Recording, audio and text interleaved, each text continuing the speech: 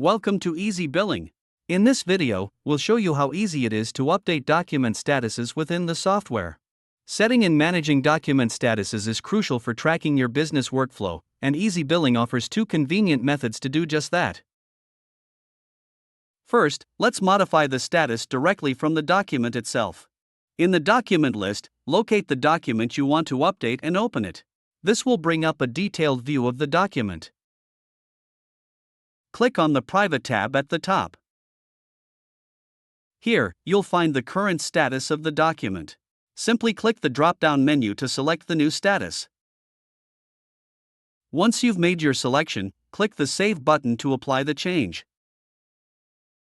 Now, let's explore the second method, changing the status directly from the document list. In the document list, select the documents you wish to update. You can select multiple documents at once to change their status in bulk.